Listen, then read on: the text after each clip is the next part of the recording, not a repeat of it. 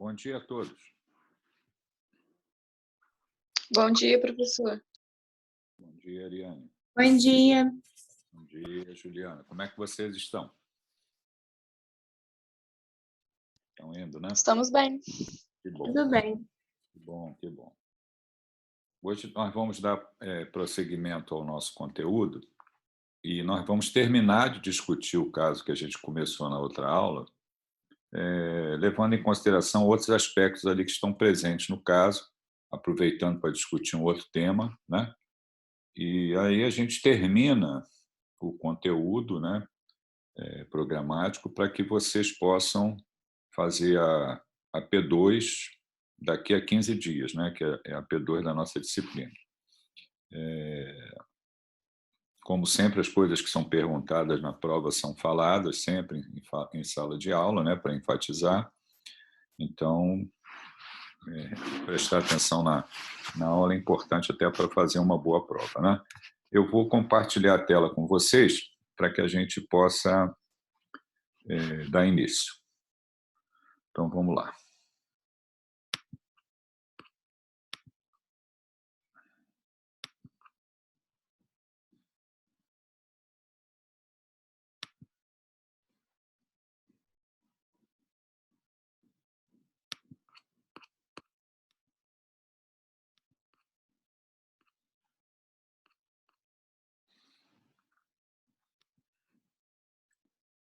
Vocês estão vendo o slide? Estamos sim. Tá bom. Então, olha só. Esse é o caso que a gente discutiu na semana passada. Edema de membro inferior esquerdo, né? Nós fizemos exames, ficou caracterizado como uma trombose venosa profunda. A gente discutiu a conduta, o diagnóstico, o tratamento, falamos sobre isso tudo na aula anterior. E tinha aqui uma sinalização nos exames complementares que estava ali, ó, nódulo com calcificações em terço superior do hemitórax direito, né? E nós vamos partir dali, daí. Então, nós temos um paciente, né, que fez uma trombose venosa e na investigação diagnóstica, ali nos exames complementares, apareceu um nódulo com calcificação no terço superior do hemitórax direito. Quer dizer, o que a gente faz com esse nódulo? Como é que a gente investiga, se tem alguma importância, se não tem alguma importância? E, para isso, a gente vai falar um pouquinho sobre essa condição, nódulo pulmonar solitário. O que a gente faz diante desse problema, como é que a gente esclarece? Então, primeiro, o que é um nódulo pulmonar? Está ali. É uma imagem de uma lesão pequena, né, igual ou menor a 30 milímetros ou 3 centímetros, né, bem definida e completamente circundada pelo parênquima pulmonar. Quando você tem uma lesão maior do que 3 centímetros ou 30 milímetros, são consideradas massas pulmonares. Então, uma diferença entre nódulo pulmonar e massa pulmonar. A gente está falando de um nódulo pulmonar que foi encontrado numa radiologia de tórax. Quais são as possibilidades diagnósticas? Nós temos ali uma série de condições que podem causar nódulo pulmonar solitário.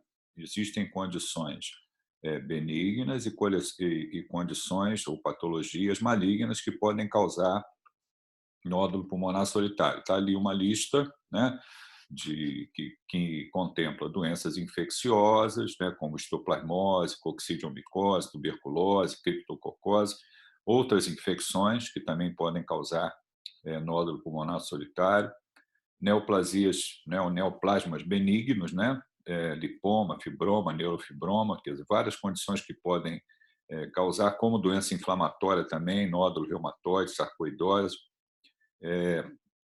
E também temos condições de malignidade que podem causar nódulo pulmonar. E aí está incluído o carcinoma broncogênico propriamente dito, o câncer de pulmão, com vários tipos histológicos ali que a gente já vai ver, e também lesões metastáticas de outros tumores que podem levar ao aparecimento de nódulos pulmonares, né? Então, a gente tem doenças infecciosas, doenças inflamatórias, neoplasias benignas e neoplasias malignas que podem causar nódulo pulmonar solitário. Algumas características elas podem já nos ajudar a direcionar quanto à possibilidade diagnóstica, quanto à tuberculose, câncer de pulmão, metástase pulmonar isolada, né, amartoma, cisto broncogênico. E aí, como é que a gente investiga, né, esse nódulo pulmonar solitário? Né? Até onde a gente vai na investigação de um nódulo pulmonar solitário? Já falo para vocês, quer dizer, a minha formação é clínica, eu fiz a minha formação de clínica médica e me dediquei a minha vida inteira a trabalhar em CTI, sou intensivista, né? Quando a gente está diante de uma condição que sai um pouco ali do usual da nossa investigação, o que muitas vezes nós fazemos, né? Vocês estão no curso de graduação e é muito importante que se fala isso. A gente vai muitas vezes encaminhar os pacientes para a avaliação de um colega da especialidade, né? Ali o colega da especialidade mais afeito para esclarecer esse tipo de condição é o colega da pneumologia. Então, se eu estou com um nódulo solitário que eu preciso investigar, eu posso até confirmar ou excluir posso investigar algumas possibilidades, mas eu posso acabar, ou sendo necessário, que eu encaminhe esse colega para avaliação da pneumologia para que ele dê segmento e tome decisões ali que podem ser tomadas na investigação desse nódulo pulmonar solitário. Ou seja, não é uma decisão simplista, tipo, achei um nódulo incidental. Incidental quer dizer o seguinte, uma pessoa está assintomática, faz uma radiologia de tórax, por exemplo, para um exame admissional no trabalho e aparece um nódulo pulmonar. Isso a gente chama de um nódulo incidental, quer dizer, o paciente não tem nenhuma clínica, não tem nenhum sintoma e fez uma radiografia de tórax e apareceu um nódulo. Esse nódulo, quer dizer, se é benigno, eu não faço nada, ou então deve ser maligno, eu vou ter que biopsiar, retirar e tratar. Não é uma decisão simplista. Vários aspectos são levados em consideração. Muitas vezes, nós vamos ter que incluir, e isso sempre será feito, exames de imagem, além da radiologia simples de tórax. Por exemplo, uma tomografia de tórax, né? Se o paciente tem imagens antigas, né? Se ele tem radiografias antigas, e essas radiografias antigas já mostravam a presença do nódulo, quando comparada com a atual, é a mesma característica, o mesmo tamanho, a mesma densidade, né? Isso pode, digamos assim, nos direcionar para a possibilidade de ser benigno e apenas observação. Então, comparar imagens, se houver antigas, com a atual, é muito importante. E também imagens com um poder de resolução melhor, como, por exemplo, a tomografia de tórax, para que possa trazer informações complementares para decidir o que fazer. E também podemos chegar à necessidade, né, para esclarecimento do nódulo, a histologia, quer dizer, eu posso indicar a biópsia desse nódulo, né, a retirada dessa lesão, para que possa ser feito a histologia e nos dizer exatamente do que se trata. Tenho dúvidas, preciso investigar para decidir algumas questões importantes na investigação de nódulo pulmonar solitário, né? Então, está ali, relativos à clínica.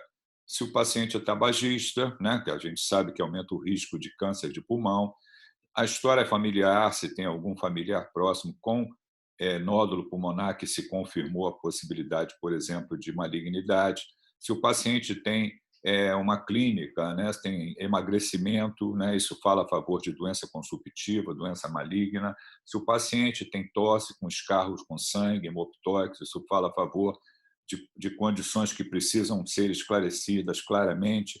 E se tem envolvimento de outros órgãos, né, também relativos à imagem. Desculpem.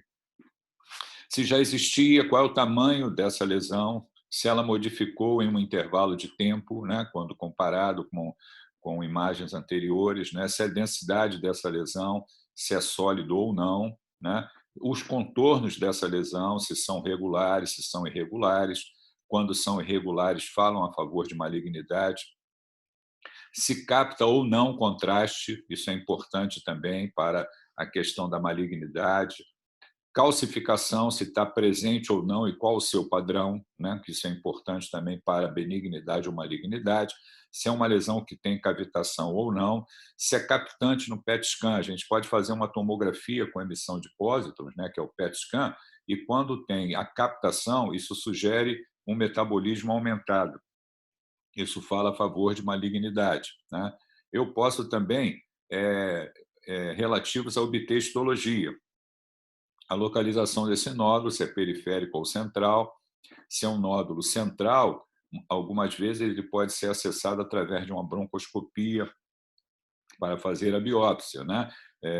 Transbrônquica, por exemplo, né? Se é um nódulo periférico, ele pode ser puncionado, ele pode guiado por imagem ou então a ressecção desse nódulo para a histologia, né? Isso pode ser feito por broncoscopia, biópsia ou biópsia guiada por imagem, como eu acabei de falar. Eu posso ter na sala, quando se faz a biópsia, o patologista. É bastante importante a presença desse profissional ali no local, porque se ele olha na sala e fala que é a favor de malignidade, e se é apenas um nódulo que tem, digamos assim, é bem delimitado, pode permitir ao colega da cirurgia de tórax fazer imediatamente a ressecção desse nódulo. A biópsia a céu aberto, né, que pode ser planejada, a ressecção do segmento, e aí vai incluir a avaliação desse doente no pré-operatório para saber se é possível ou não a ressecção de um segmento pulmonar. Ele pode ter, por exemplo, uma doença pulmonar grave prévia, né, um enfisematoso, uma bronquite crônica, que impede, né, através de estudos pré-operatórios, como a prova de função respiratória, não autoriza a ressecção de um segmento pulmonar. Né? Ou então, ele tem evidências, né, que caracterizam como inoperabilidade, né, extensão da doença, aí a gente já está saindo um pouco de nódulo pulmonar solitário. Esses estudos avançaram bastante. Além da histologia comum, né, nós podemos ter acesso a provas de imunohistoquímica, que vão nos dizer com mais detalhes quais são as proteínas que caracterizam, que estão presentes ali naquele tecido, que pode ter implicação para o diagnóstico, né, digamos assim, acertando melhor o diagnóstico, e também de que maneira o paciente vai tratar. Isso também pode incluir um perfil genômico, e aonde você tem mutação de receptores que podem estar presentes ali também, que também tem relação com a forma de tratamento que o paciente vai poder fazer.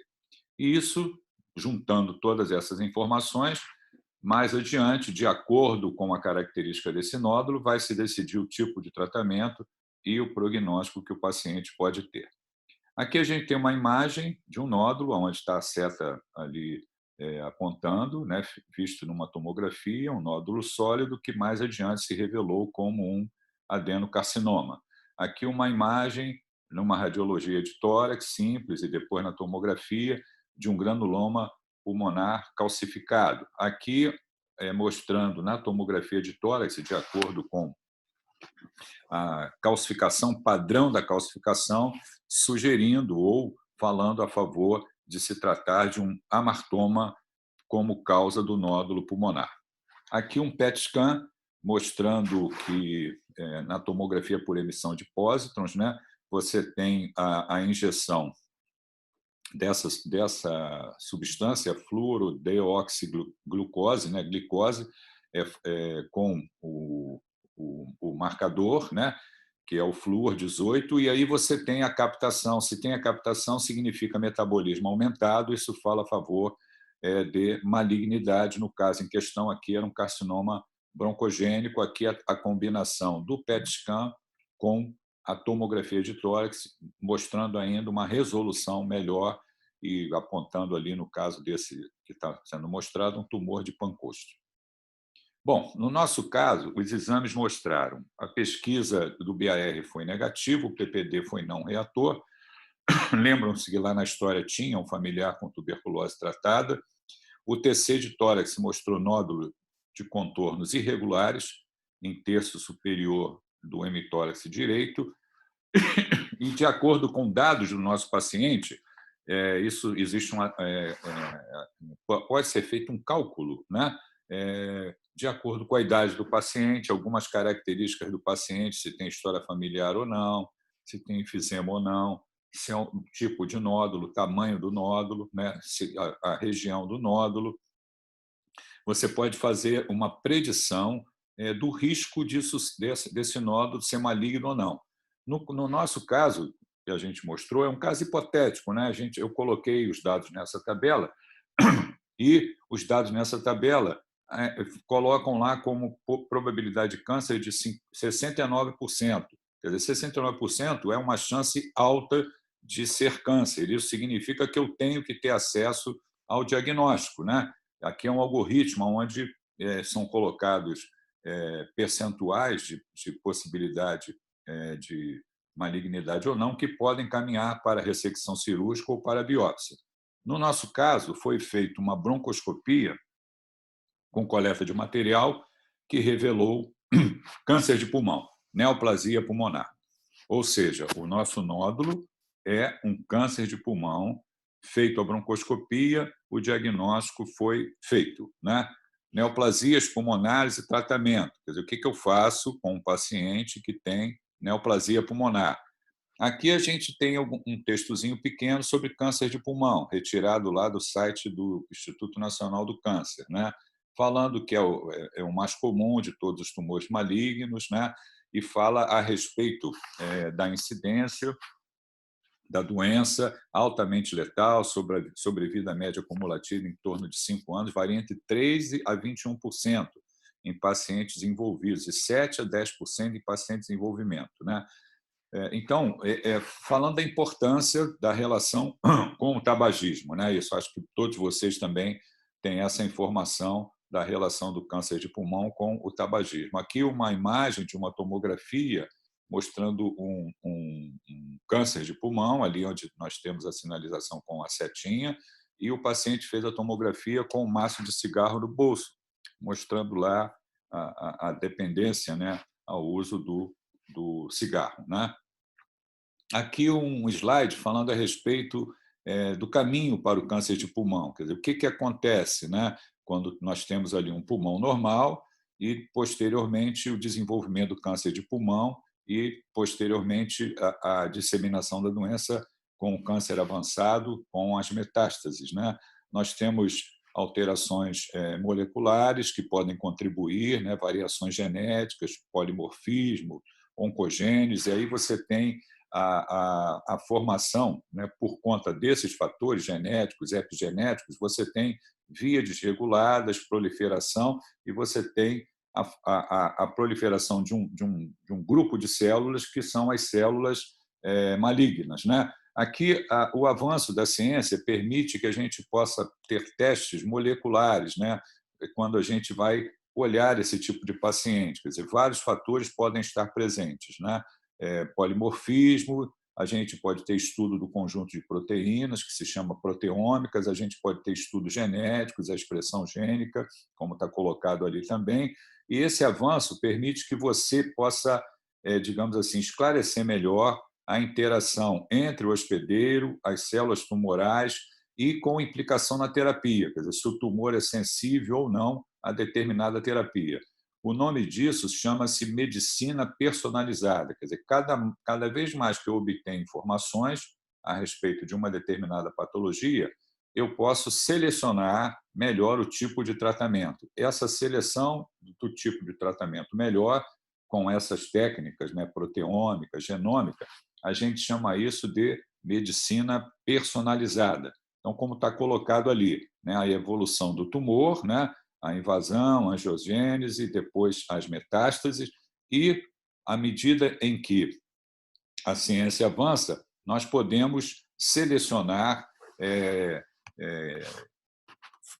itens, né, que podem estar presentes, que possam predizer a chance da doença e também a resposta ao tratamento.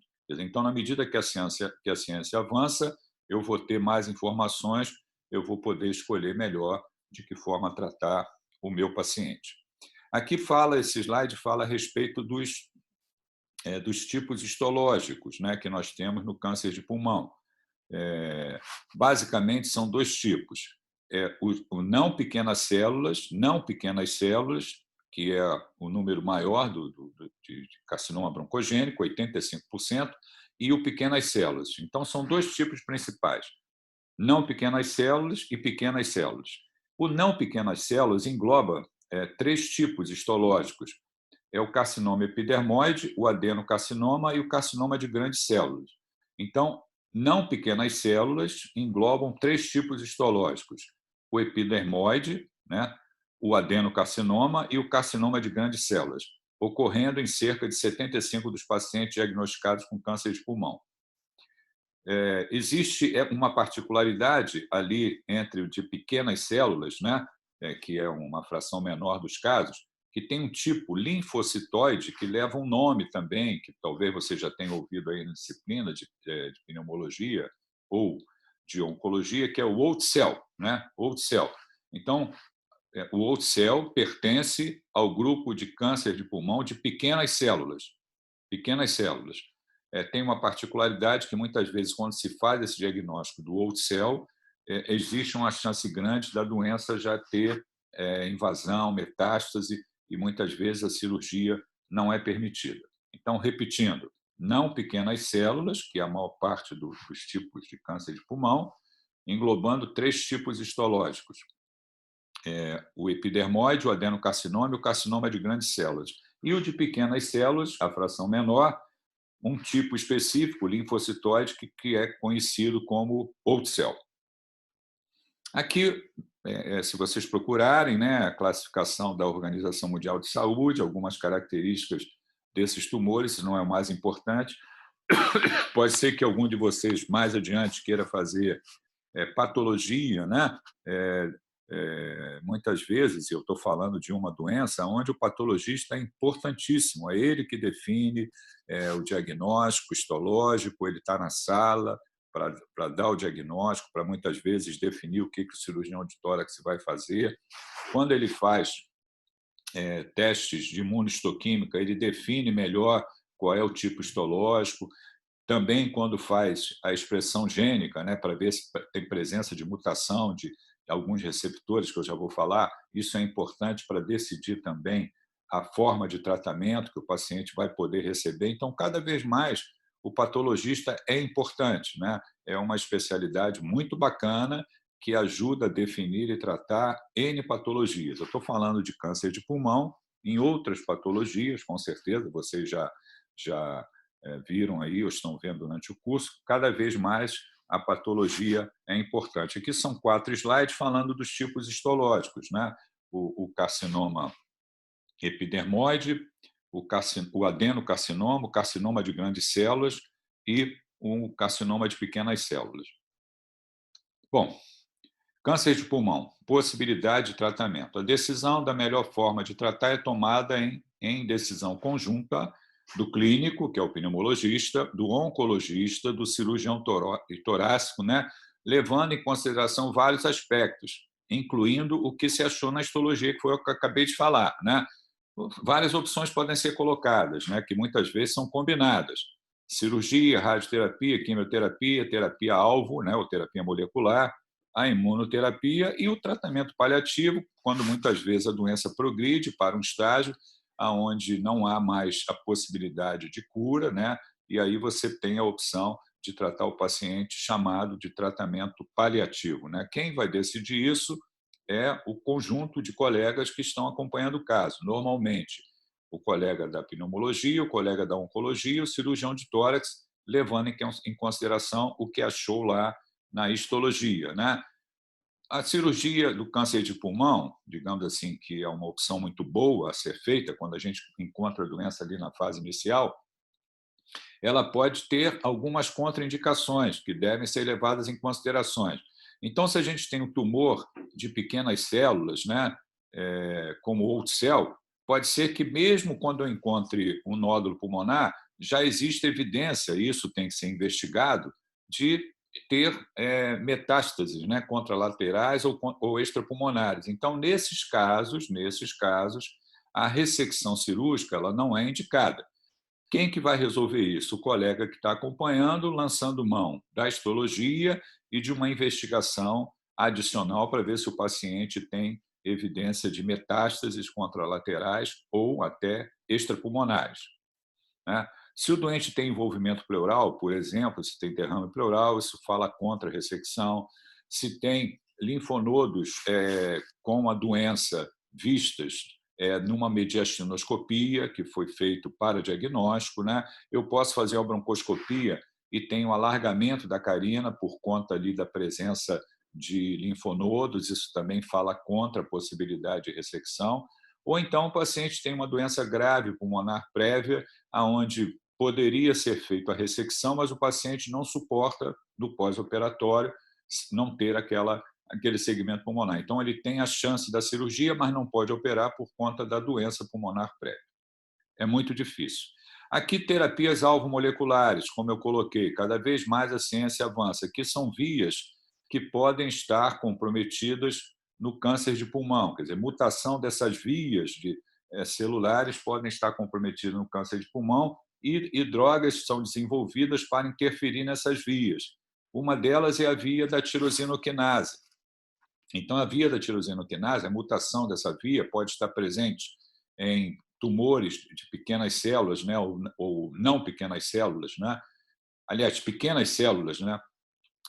Desculpem, não pequenas células, como está colocado lá, adenocarcinoma, e isso, quando está presente, autoriza o uso dessa terapia alvo-molecular, né? Isso também se desenvolveu, tem drogas que podem estar que são utilizadas ali para tratamento desse tipo de tumor quando tem a mutação dessa via da tirosinoquinase.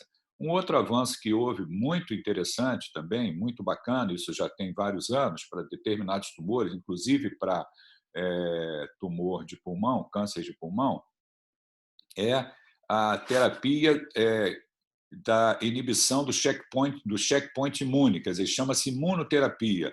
Essa é uma das drogas que podem ser utilizadas, o pembrolizumab. O pembrolizumab, como é que ele funciona, né? Aqui eu tenho a relação do tumor com a célula T, que é a nossa célula do sistema imune, e o tumor ele tem receptores que se ligam ou tentam se ligar ali à célula tumoral, mas a célula tumoral ela tem receptores também, tem ligantes que inibem a via que permitem a morte celular. Quer dizer, a morte celular programada, né? Por exemplo, por apoptose, quando ela é sinalizada, o tumor tem receptores que inibem a sinalização dessa via. Então, a célula T ela não consegue agir, ela não consegue agredir a célula tumoral para ter uma ação de destruição da célula pulmonar. O que esses anticorpos monoclonais direcionados ali para o checkpoint imune fazem, né? Eles se ligam ao receptor, né, de morte programada e, com isso, a célula tumoral não consegue inibir essa função e a célula T ataca as células tumorais e o tumor pode regredir e ter uma resposta favorável com a imunoterapia. Então, foi um avanço muito grande. Isso se usa também em câncer de pulmão, naturalmente com testes genéticos que mostram a possibilidade de tratamento com a imunoterapia, ou seja, como chamamos, a inibição do checkpoint imune. Esse trabalho ele fala do câncer de pulmão no Brasil e compara a maneira como o câncer de pulmão é tratado na rede pública e a maneira como o câncer de pulmão é tratado na rede privada, né? Algumas drogas são utilizadas assim com maior facilidade na rede privada do que na rede pública, por questões econômicas, porque a rede pública ainda não disponibiliza, né? O INCA é um excelente serviço, né, para tratamento oncológico, né? É um serviço de referência, e esse autor ele tenta comparar o que é disponível na rede pública com o que é disponível na rede privada, mostrando ali alguma discrepância entre as opções de tratamento. Bom, esse slide eu já mostrei para vocês, e aí nós vamos partir pelo seguinte raciocínio. Eu tenho um nódulo pulmonar com histologia revelando carcinoma broncogênico num paciente que fez uma trombose venosa profunda precedendo ou concomitante ao diagnóstico. Quando eu tenho esse conjunto de dados, quer dizer, TVP precedendo ou concomitante ao diagnóstico, e um nódulo pulmonar que se mostrou adenocarcinoma, ou carcinoma broncogênico, será que eu tenho um quadro que eu posso chamar de síndrome paraneoplásica? Se aplica ao caso que nós estamos estudando? Então, agora a gente vai passar aqui para outra exposição, que é exatamente a continuidade. Quer dizer, está aqui o slide. Então, eu tenho a TVP e eu tenho um nódulo pulmonar com câncer de pulmão. Né? Será que é síndrome paraneoplásica? O que é a síndrome paraneoplásica? Como está colocado ali, são efeitos remotos do tumor que não estão relacionados à invasão direta, obstrução ou metástases. Então, são dados clínicos que podem estar presentes que não estão relacionados à invasão direta, obstrução ou metástase. Essa síndrome paraneoplásica, aqui só como curiosidade, nós tem aqui a descrição desse autor em 1888. Aqui um outro autor descrevendo em 1949 a síndrome paraneoplásica. E existe esse autor chamado Trousseau, que ele descreveu esse quadro que a gente chama de síndrome de Trousseau. O que é a síndrome de Trousseau? São pacientes que têm tromboflebite migratória ou fazem quadro de trombose como primeiro sintoma de um câncer visceral. E muitas vezes precede, o aparecimento do câncer. Então, eu tenho um doente que fez uma trombose venosa e, posteriormente, eu fiz o diagnóstico de câncer de pulmão. E está aqui, né, ironicamente, 2 anos depois, ele encontrou tromboflebite nele mesmo e morreu por conta de um câncer gástrico. Então, no nosso caso, que a gente está discutindo, quer dizer, eu posso ter um paciente que tem uma trombose venosa profunda, né, sem fatores de risco presentes, a gente conversou sobre isso, lembra? O doente não tinha nenhum sinal de insuficiência venosa crônica, nada disso, e na investigação tinha um nódulo, esse nódulo se mostrou como câncer de pulmão. Quer dizer, provavelmente a gente está diante de um quadro que se chama síndrome paraneoplásica. Né? Essa síndrome está relacionada à secreção pelo tumor de hormônios, peptídeos ou citocinas, ou uma reação imune com reatividade cruzada entre as células neoplásicas e o tecido normal. Né? Ela pode afetar diversos órgãos de tecido, sendo mais comum o endócrino, o neurológico, o dermatológico, o reumatológico e hematológico. No nosso caso, é a esfera hematológica com uma chance maior, uma hipercoagulabilidade, uma chance maior de fazer trombose, né? Provavelmente se encaixando ali na síndrome de Trousseau. As neoplasias mais associadas incluem câncer de pulmão, de pequenas células, câncer de mama, tumores ginecológicos e hematológicos. Em alguns pacientes, o diagnóstico da síndrome precede o diagnóstico do tumor. O tratamento da paraneoplasia melhora a qualidade de vida, pode permitir melhor aderência ao tratamento e pode prolongar a sobrevida. Então, no nosso caso, a gente tem uma trombose venosa profunda, que a gente já discutiu, eu tenho que tratar a trombose venosa profunda, tanto pela trombose venosa profunda em si, no membro inferiores, como pelo risco do paciente fazer a tromboembolia pulmonar, fazer embolia pulmonar e morrer por causa de embolia pulmonar. Então, eu tenho ali uma síndrome paraneoplásica que eu trato, isso vai permitir que o doente não morra, por exemplo, de embolia pulmonar, e eu investigo câncer de pulmão, confirmo que é um carcinoma broncogênico e eu trato câncer de pulmão. Então, existe a paraneoplasia, tratei a paraneoplasia, melhora a qualidade de vida do doente, evito que ele morra por conta dessa complicação, e quanto isso eu tenho tempo de fazer o diagnóstico e tratar o paciente por câncer de pulmão. Aqui eu tenho uma complicação do câncer de pulmão que não tem relação com paraneoplasia, é extensão da doença. Eu tenho ali a invasão da veia cava superior por conta do tumor e o doente desenvolve o que a gente chama de síndrome de veia cava superior, onde você tem obstrução ali de todo o sistema venoso da cava superior, edema de membros superiores, edema de face. Isso é uma complicação do câncer de pulmão. Isso não é uma neoplasia, não é uma paraneoplasia, porque está relacionado à extensão da doença, à invasão da doença para a veia cava superior, obstruindo a veia cava superior. Muito bem. Vou interromper o compartilhamento para ouvir vocês, as dúvidas de vocês. Muito bem. Se vocês quiserem colocar aqui no chat, podem colocar ou abrir o microfone para perguntar, fiquem à vontade. Se eu souber Professor, responder. Pode falar. nesse caso, qual é a conduta? Desobstruir a veia cava superior? Não, o nosso caso, ele não fez obstrução de cava superior, mas aquele é um exemplo. A conduta, quando tem síndrome de veia cava superior, é corticoide e radioterapia. Corticoide em altas doses e radioterapia, com o objetivo de tentar reduzir o tamanho do tumor para aliviar a obstrução da cava superior. Mas isso é uma complicação grave do doente que tem câncer de pulmão. Ele pode evoluir para o óbito por conta disso, entendeu? Isso significa extensão da doença, não é paraneoplasia. Mas, assim, uma terapia imediata para dar o mínimo... Radioterapia e corticoide em altas doses. Tá. É o que se faz quando o paciente com câncer de pulmão desenvolve obstrução da cava superior.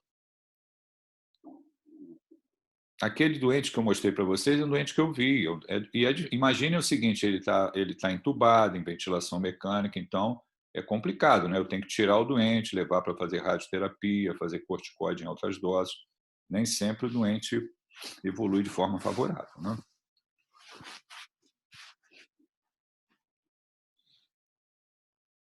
Mais dúvidas?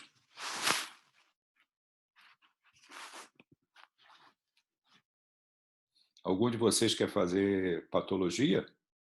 Se interessa por patologia? Professor, eu gosto muito, mas eu não sei se é para mim. Eu acho que é, tipo, muito laboratório, sabe? Eu queria ter mais contato, não sei. Eu tenho essa impressão da especialidade. Lógico. Ele vai trabalhar com os tecidos, né? Com as biópsias feitas. Mas é um profissional que decide muita coisa, né? Decide o diagnóstico, decide muitas vezes como o doente vai ser tratado, com o avanço aí da imunistoquímica, da expressão gênica, né? Então, houve um avanço muito grande, né? Imunohistoquímica, né? Quando você tem também doenças autoimunes, né? Então, o patologista ele tem um papel fundamental aí na decisão do diagnóstico, do que vai fazer e de muitas vezes como o doente vai ser tratado. É imprescindível, é imprescindível.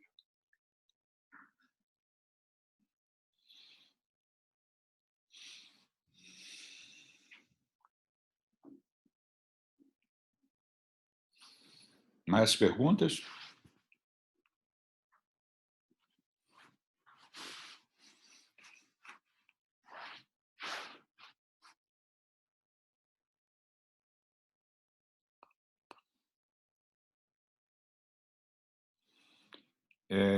Só reforçando, se eu tenho um tumor de pulmão e é um tumor que permite a ressecção, a primeira opção muitas vezes é fazer a ressecção, a retirada desse tumor, né? Digamos, e aí se dá, de acordo com a histologia, muitas vezes, com avaliações sequenciais, se dá a continuidade do tratamento, vai se optar se vai fazer quimioterapia adjuvante, se vai fazer radioterapia. Então, passa-se pela cirurgia e o restante das opções de tratamento, né? Quando a cirurgia não é permitida, né, ou não é possível ser feita, e algumas vezes isso ocorre, por exemplo, com o cell, com o tumor de pequenas células, né? E aí não se pode fazer a cirurgia, ou não se faz a cirurgia, e o tratamento recai sobre as outras condições, por exemplo, no old cell, a quimioterapia é um tumor que tem as células se multiplicam com muita velocidade, então a quimioterapia tem um papel muito importante, né? Algumas vezes, já desde o diagnóstico, a cirurgia não é feita, porque existe evidência de metástases, né? E o tipo histológico, e você documenta isso, e aí participar da quimioterapia e não faz a ressecção. Você pode até encontrar um ultracel que permite a ressecção, mas isso não seria o mais comum, né? O mais comum é você fazer a ressecção quando você tem o carcinoma epidermoide, ou você tem o adenocarcinoma, ou o carcinoma de grandes células, que estão ali, na maioria dos casos, que são os tumores não pequenas células, né?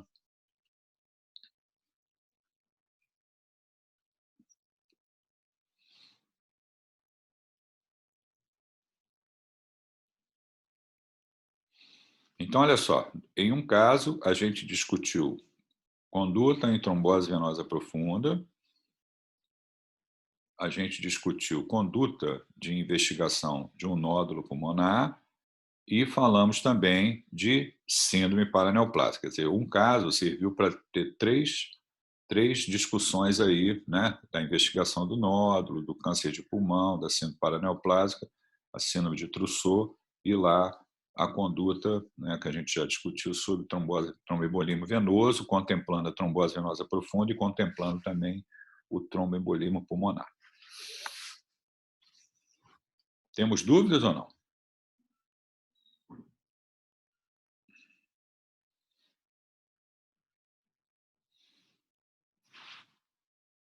Acho que não, né? Então, se não tivermos dúvidas, eu peço que vocês coloquem a presença e podem sair de sala, tá bom? A prova é daqui a 15 dias e boa prova para todos vocês, tá? Um abraço a todos, hein? Obrigada, Obrigada, professor. professor. Continuem se protegendo aí da Covid, tá? Para que a gente possa voltar à nossa vida normal. Professor, obrigado pela aula. Nada, Ariane. Um abraço para você. Continue se cuidando aí, tá? Você também. Eu já estou vacinado com as 2 doses, mas tem que continuar se protegendo, né? Que a doença só vai, digamos assim, diminuir a transmissão quando tivermos aí um número percentual maior de pessoas vacinadas na população, né?